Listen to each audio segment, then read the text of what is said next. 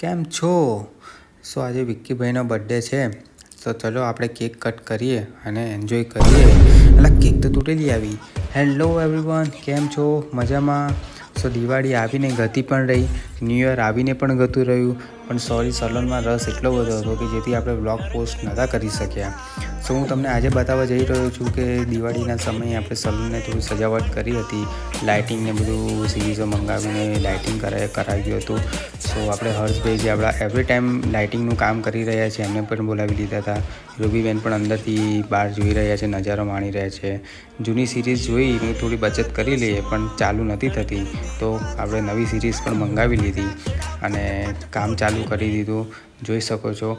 અને હર્ષભાઈ કહે કે ચલો કેયુરભાઈ તમે થોડી આપણી હેલ્પ કરાવવા લાગો, કારણ કે એકલા થોડું પોસિબલ હતું નહીં અને બહુ લેટ થઈ જાય એવું હતું, તો આપણે હર્ષભાઈની થોડી હેલ્પ કરાવવા લાગ્યા. તો તમે વિડીયોમાં છેલ્લે સુધી બની રહેજો, ચેનલને સબસ્ક્રાઈબ કરી રહેજો.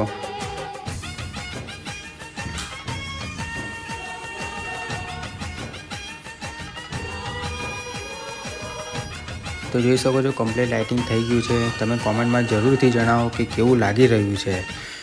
અને આપણે પહોંચી ગયા વિક્કીભાઈના ઘરે કેક કટ કરવા, કારણ કે આજે એમનો બર્થડે છે. તો ચલો આપણે કેક કટ કરી અને સેલિબ્રેટ કરીએ. એટલે કેક તો તૂટેલી આવી, બટ કંઈ નહીં, જે આવ્યું તે ખરું. કેક તો આવી ગઈ છે, હવે એને કાપવી તો પડે જ, કારણ કે બીજી મંગાવવાનો સમય આપણી પાસે હતો નહીં.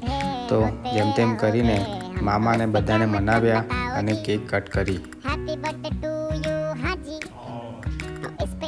खुश क्यों हो है भाई, तुम तो बरसों पहले ही निकल चुके हो, तो बर्थडे वाला नाटक ये क्यों है भाई.